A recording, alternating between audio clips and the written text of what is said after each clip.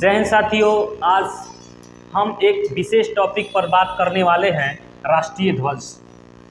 राष्ट्रीय ध्वज किसी भी देश के मान सम्मान और गौरव का प्रतीक होता है और हमारे भारत का जो राष्ट्रीय ध्वज है वो तिरंगा झंडा है। ये आप सभी लोगों को पता है।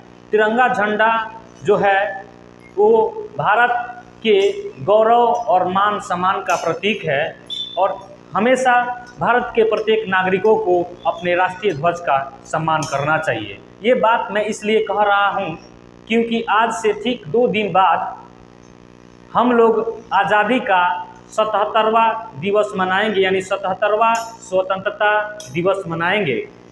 और स्वतंत्रता दिवस के अवसर पर लाल किला के समक्ष, लाल किला पर प्रधानमंत्री राष्ट्रीय ध्वज को फहराते हैं और देश को संबोधित करते हैं। आप सबों को पता होना चाहिए कि राष्ट्रीय ध्वज जो है वर्तमान में, इससे पहले इसकी रूपरेखा कुछ और थी। राष्ट्रीय ध्वज हमारा जो था सबसे पहले 1906 ईस्वी में कलकत्ता में फहराया गया था। सर्वप्रथम राष्ट्रीय ध्वज को 1906 ईस्वी में कलकत्ता में फहराया गया था और ये जो राष्ट्रीय ध्वज था इसमें 3 पट्टियाँ थी और इस 3 पट्टियों में सबसे ऊपर जो रंग था वो हरा था और बीच में जो रंग था वो पीला था और सबसे जो नीचे रंग था वो लाल रंग था। और हरे रंग में 8 अर्ध खिले कमल के फूल दिखाए गए हुए थे और पीले जो रंग था इसमें वंदे मातरम लिखा गया था और सबसे नीचे जो लाल पट्टी थी इसमें सूर्य और अर्ध चंद्रमा को निर्देशित किया गया था या दर्शाया गया था।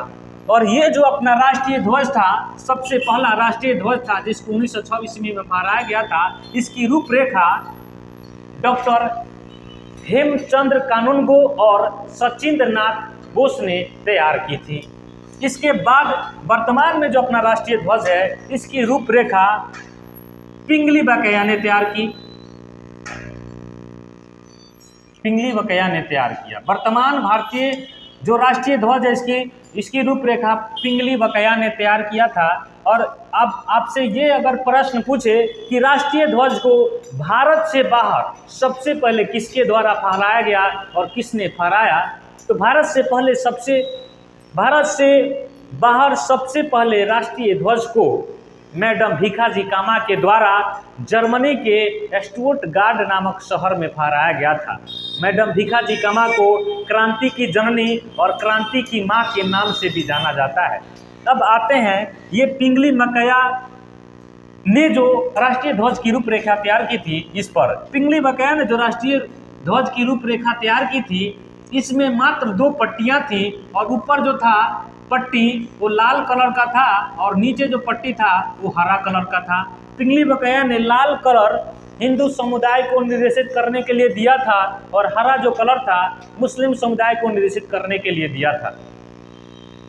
इसके बाद महात्मा गांधी लाला हंसराज के सलाह पर महात्मा गांधी ने बीच में एक सफ़ेद पट्टी डाल दिए और उस सफ़ेद पट्टी के बीच में अपना चरखा भी शामिल कर दिए। आगे 1931 में कांग्रेस की पार्टी ने एक वार्षिक अधिवेशन किया, कहाँ पे, कराची में, और उस वार्षिक अधिवेशन के जो अध्यक्ष थे उनका नाम सरदार वल्लभ भाई पटेल। इस वार्षिक अधिवेशन के दौरान जो लाल कलर था इसको बदल करके इसके स्थान पर केसरिया रंग ला दिया गया और रंगों के क्रम में भी बदलाव किए गए। आगे चल करके कांग्रेस पार्टी ने आधिकारिक तौर पर इस राष्ट्रीय ध्वज को अपना लिया। भारतीय संविधान सभा का जब गठन हुआ तो संविधान सभा में कई समितियों ने अपना योगदान दिया संविधान के निर्माण करने में और संविधान सभा के निर्माण के दौरान एक झंडा समिति का गठन किया गया था।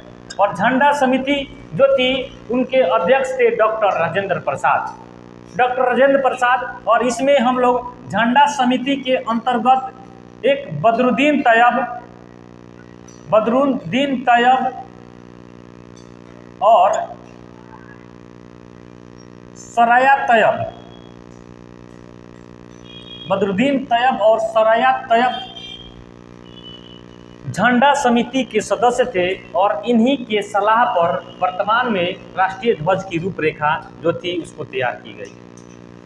संविधान सभा के सदस्यों के द्वारा वर्तमान में जो राष्ट्रीय ध्वज है इसको 22 जुलाई 1947 को अपनाया गया। राष्ट्रीय ध्वज को 22 जुलाई 1947 को अपनाया गया और ये जो राष्ट्रीय ध्वज था इसमें बदरुद्दीन तैयब और सरया तैयब के सलाह पर बीच में जो चक्र था इस चक्र को हटा करके यहाँ पे सारनाथ स्थित अशोक स्तंभ को शामिल किया गया।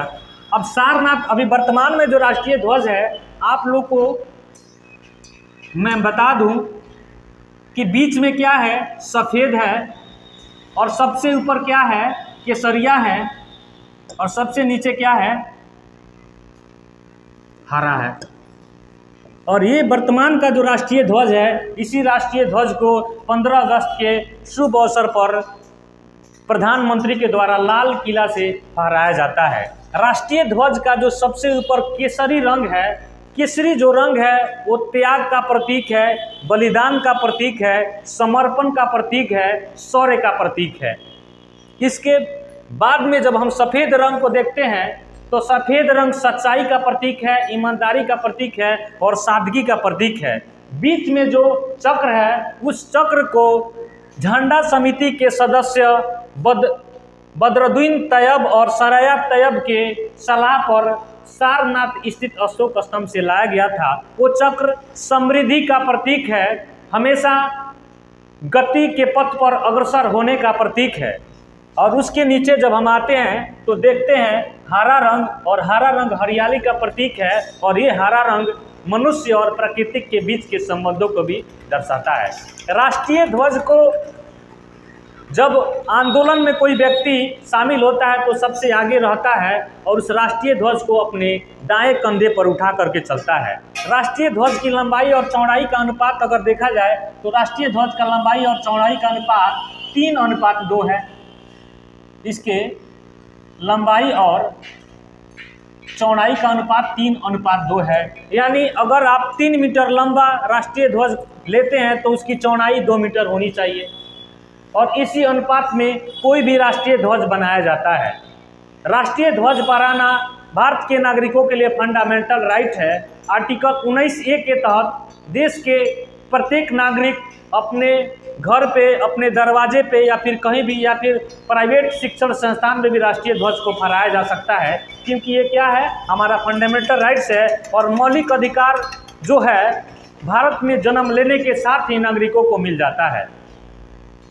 ये हमारा राष्ट्रीय ध्वज था और राष्ट्रीय ध्वज से जुड़े हुए बातें थी और ये बात हम इसलिए बताएं क्योंकि हमारा स्वतंत्रता दिवस जो है आने वाला है और हम इस बार अपनी 77वीं स्वतंत्रता दिवस मना रहे हैं। और मैं आप सभी देश के नागरिकों से निवेदन करूंगा कि अपने देश के राष्ट्रीय ध्वज को सम्मान कीजिए। राष्ट्रीय ध्वज के अपमान का मतलब आप देश के उन तमाम सैनिक, देश के उन तमाम स्वतंत्रता सेनानियों का अपमान कर रहे हैं जिन्होंने देश के लिए बलिदान दिया है, जिन्होंने हंसते हंसते फांसी के फंदे को चूम लिया है। इसी के साथ फिर हम लोग मिलेंगे नेक्स्ट वीडियो के साथ। तब तक के लिए चाहते हैं इजाज़त। जय हिंद, जय भारत।